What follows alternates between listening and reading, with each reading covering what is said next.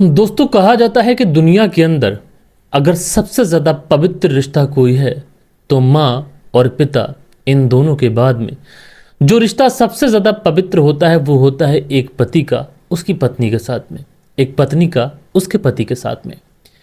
क्योंकि ये वो रिश्ता है जो खून का रिश्ता नहीं होता। ये रिश्ता भरोसे की बुनियाद पर बनता है। आमतौर पे आप लोगों का भाई से, बहन से, माँ से, पिता से झगड़ा हो जाए तो वो कुछ दिन चल सकता है झगड़ा, लेकिन अगर पत्नी से झगड़ा होता है और सारी चीज़ें ठीक रहती हैं तो महज कुछ ही घंटों के अंदर ऐसा हो जाता है कि जैसे सब कुछ नॉर्मल है। एक लड़की जो अपना पूरा परिवार, अपने अपनों को, अपने माँ, अपने पिता, अपने भाई, अपनी बहन को छोड़कर एक लड़के के साथ पूरी ज़िंदगी बिताने के लिए तैयार हो जाती है। वहीं एक तरफ एक लड़का अपनी सारी संपत्ति, सारी पूंजी अपनी पत्नी के नाम पर करने के लिए तैयार हो जाता है। और ये क्यों होता है? सिर्फ और सिर्फ भरोसे के रिश्ते, पति और पत्नी वाले रिश्ते के ऊपर। लेकिन दोस्तों, आज के इस दौर में सबसे ज़्यादा कलंकित अगर किसी रिश्ते को किया जा रहा है तो वो रिश्ता पति और पत्नी का रिश्ता है। न जाने कितने ऐसे कुंवारे लोग हैं वो सोच रहे हैं कि शादी करें या फिर ना करें, लेकिन ये बात भी बिल्कुल सच है कि दुनिया में सब एक जैसे नहीं होते। लेकिन दोस्तों, आज की जो कहानी मैं आप लोग को सुनाऊंगा, इस कहानी को सुनने के बाद में शायद आप लोग मेरठ की मुस्कान का केस भूल जाएं। शायद आप जो सोनम रघुवंशी थी उसका केस भूल जाएं। शायद आप भूल जाएं कि आखिरकार मेरठ की मुस्कान ने कितना ज़्यादा भयावह तरीके से अपने पति का कत्ल किया था। क्योंकि दोस्तों, आज की जो मैं कहानी आप लोग को सुनवाने वाला हूँ, इस कहानी के अंदर मुस्कान और सोनम रघुवंशी से भी ज़्यादा भयानक ये महिला निकली। तो ये पूरी कहानी सिलसिलेवार तरीके से दोस्तों मैं आप लोगों को सुनाऊंगा, लेकिन आप लोगों से रिक्वेस्ट है, दरख्वास्त है कि इस चैनल पर अगर आप लोग आ गए हैं तो चैनल को सब्सक्राइब करें, बेल आइकन को प्रेस करें और हमारी वीडियोस को सपोर्ट करें। अपना प्यार, कमेंट्स, लाइक ज़रूर किया करें। बात करें दोस्तों आज की इस कहानी की, तो आज की इस कहानी की शुरुआत होती है राजस्थान के जयपुर से। और इसी जयपुर के अंदर एक थाना लगता है, मुहाना थाना। और इसी मुहाना थाने के अंतर्गत एक रोड आता है जिसको बोला जाता है रिंग रोड। और इसी रिंग रोड के पास में एक पुलिया पड़ती है, निवेदन पुलिया। बात कर रहा हूं मैं 16 मार्च साल 2025 की। 16 मार्च साल 2025 को इसी रिंग रोड पर सारी चीज़ें जो थी सुबह सुबह बहुत ज़्यादा नॉर्मल थी। लेकिन जैसे ही कुछ लोग निवेदल वाली जो पुलिया है उस पुलिया के नज़दीक पहुंचते हैं तो वहां पर पहुंचने के बाद में उनकी जो आंखें होती हैं ये फटी की फटी रह जाती हैं। दरअसल इस पुलिया के पास में किसी व्यक्ति की डेड बॉडी पड़ी हुई थी। डेड बॉडी इस अवस्था में थी कि शायद डेड बॉडी आधी से ज़्यादा जल चुकी थी, जिसकी वजह से वहां पर मौजूद जितने भी लोग होते हैं वो इस बात की सूचना तुरंत मुहाना थाने में दे देते हैं। और मुहाना थाने में फ़ोन करने के बाद में कहते हैं कि साहब, आप लोग जैसे बैठे हो वैसे ही चले आओ। दरअसल रिंग रोड पर जो पुलिया है उसी पुलिया के पास में किसी व्यक्ति की डेड बॉडी पड़ी हुई है। लिहाजा इतना सुनना था, पुलिस की जो टीम होती है तुरंत मौके वारदात वाली जगह पर पहुंचती है। वहां पर पहुंचने के बाद में सबसे पहले वहां पर मौजूद लोगों को हटाते बचाते हुए आगे बढ़ती है और डेड बॉडी की बहुत ही बारीकी से समीक्षा करती है। देखने से ऐसा लगता है कि इस व्यक्ति की शायद किसी भारी भरकम चीज से इसके सर पर वार कर हत्या की गई है। बाकी का जो जिस्म है इस व्यक्ति का जल चुका है, लेकिन जो चेहरा था वो शायद अभी बचा हुआ था। इसलिए जब पुलिस छानबीन करती है, तहकीकात करती है, लोगों से पूछताछ करती है तो इस व्यक्ति की पहचान हो जाती है। लोग बताते हैं कि ये जो व्यक्ति है ये हटवाड़े पर सब्जी की दुकान लगाता है और इस व्यक्ति का नाम है धन्नालाल सैनी। अब जैसे ही पुलिस को ये पता चलता है कि ये व्यक्ति धन्नालाल सैनी है, लिहाजा पुलिस की जो टीम होती है धन्नालाल सैनी के घर पे पहुंचती है। वहां पर पहुंचने के बाद में उसकी जो पत्नी होती है गोपाली देवी, उसको बताती है कि तुम्हारे पति की इस तरीके से संदिग्ध परिस्थितियों में डेड बॉडी मिली है।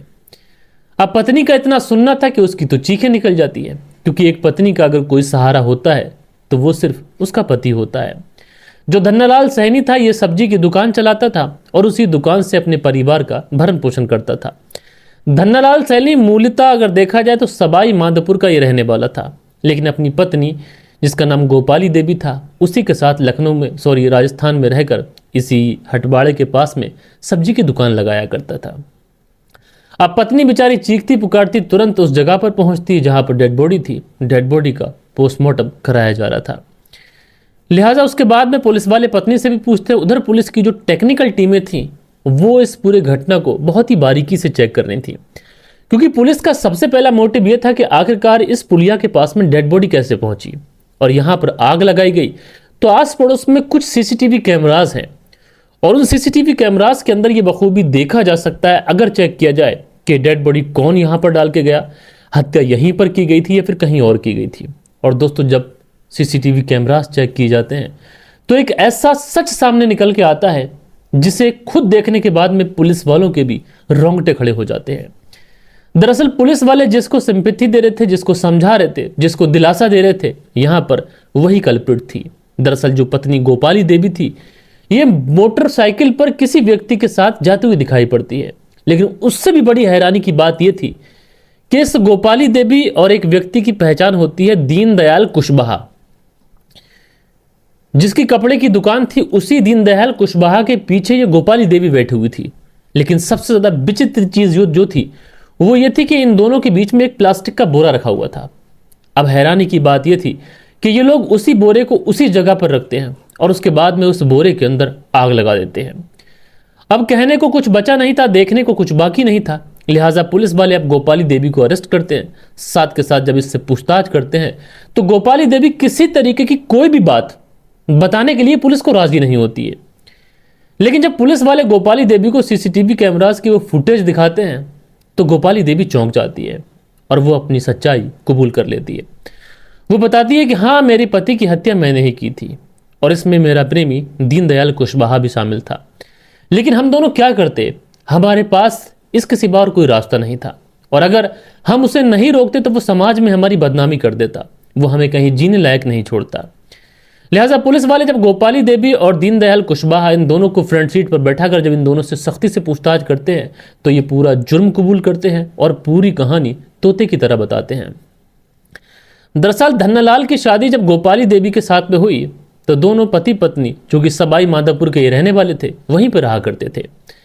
लेकिन जैसे जैसे परिवार के खर्चे बढ़े, धन्नालाल ने सोचा कि क्यों ना हम लोग कहीं दूसरी जगह चलें और वहां पर कुछ कारोबार कर लें। इसीलिए ये लोग रिंग रोड से थोड़ी दूर जो हटबाड़ा है वहीं पर सब्जी की दुकान लगाया करता था। दूसरी तरफ जो गोपाली देवी थी, ये अपने पति से कहती थी कि वो किसी फैक्ट्री में जाती है काम करने के लिए, दोनों लोग काम करेंगे तो परिवार का खर्चा बढ़ जाएगा। अच्छा, धन्नालाल भी यही समझ रहा था कि उसकी पत्नी कहीं पर जाती है।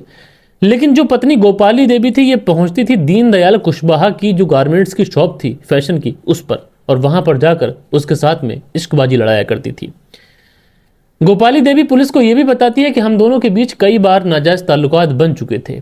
लेकिन कहीं ना कहीं धन्नालाल को अपनी पत्नी गोपाली देवी के ऊपर शक हो जाता है और जब उसको अपनी पत्नी के ऊपर शक होता है तो उसके बाद में वो अपनी पत्नी का पीछा करना शुरू करता है। बात है 15 मार्च साल 2025 की।